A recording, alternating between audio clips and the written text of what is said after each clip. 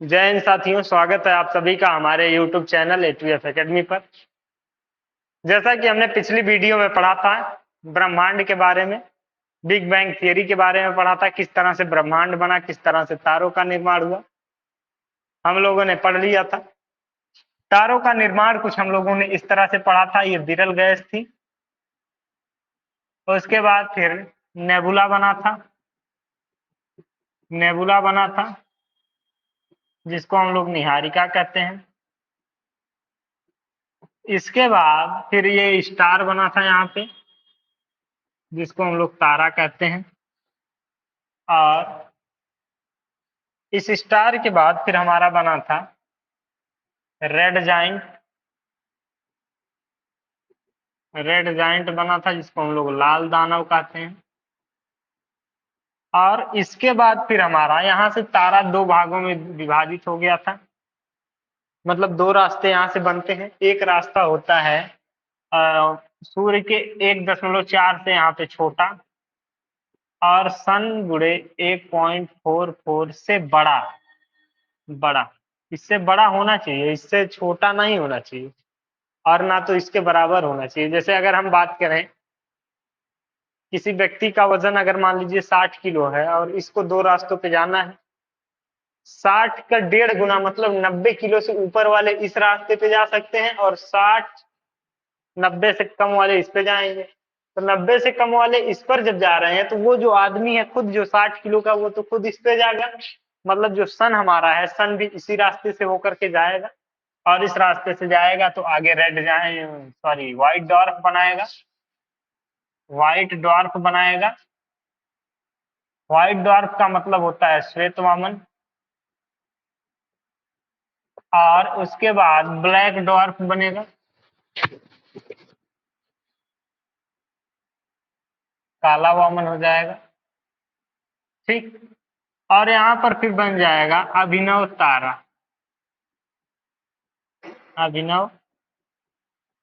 तारा बन जाएगा। इस अभिनव तारा के बाद अगर हम बात करें, तो ये हमारा फिर न्यूट्रॉन बनाएगा, न्यूट्रॉन बन जाएगा यहाँ से। और इस न्यूट्रॉन के बाद अगर हम बात करें, एक हमारा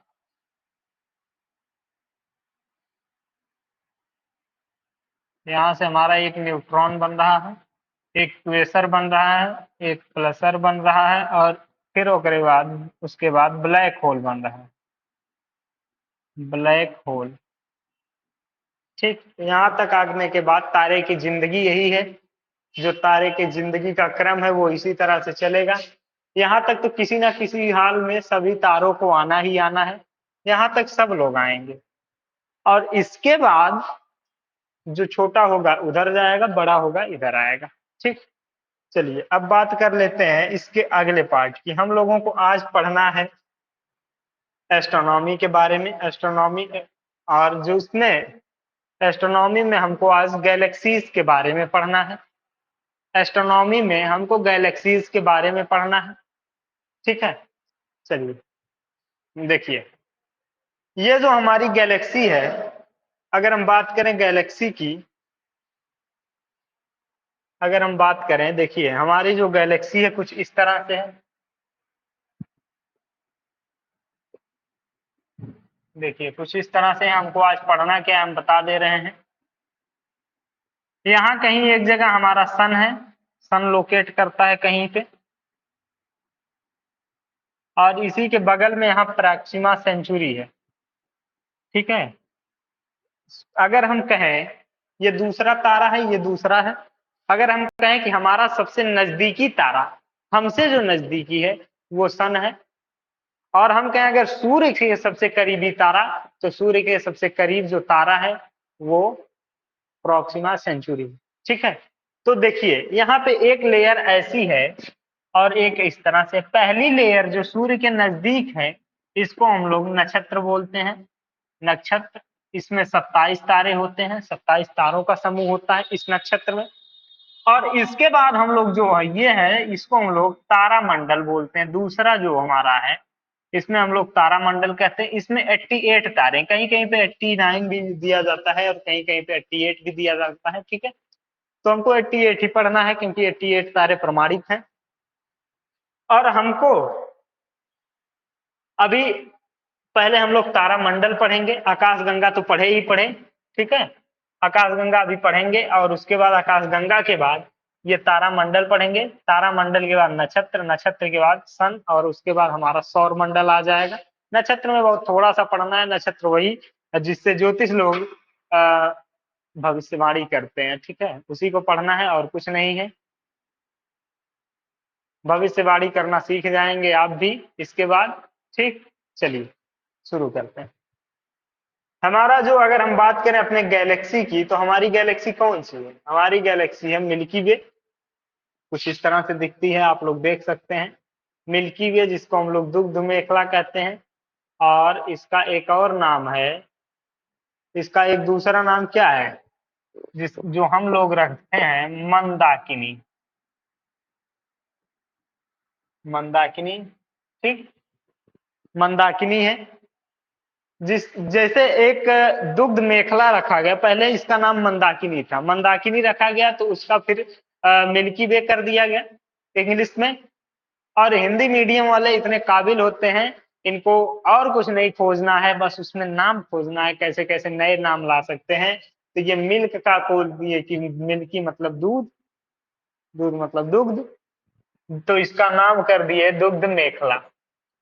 ठीक, ये हमारी जो दुग्ध मेखला है ये सर्पिलाकार होती है। सर्पिलाकार बोले तो स्प्रिंग आप लोग देखे होंगे जो साइकिल में, बाइक में, एक प्रकार से कहा जाए तो बाइक के साकरों में जो स्प्रिंग लगती है वो देखिए कुछ इस आकार की होती है, ऐसी होती है,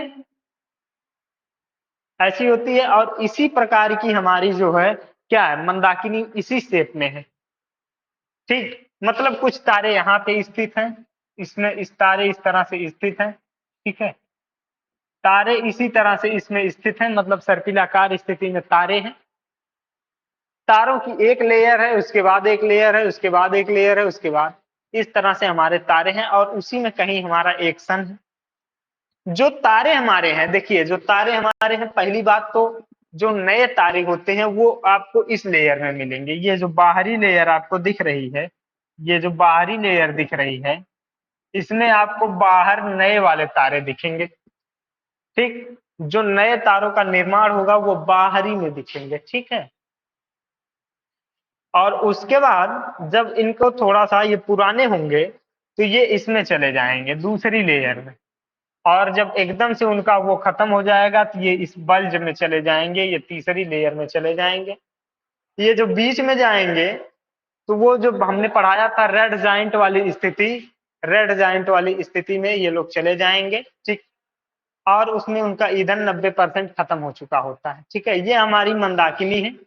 और मंदाकिनी में अगर हम सन की बात करें, अगर हम इस मंदाकिनी में सन की बात करें तो हमारा सन आपको दिखा दें, सन हमारा यहाँ पे लोकेट करता है।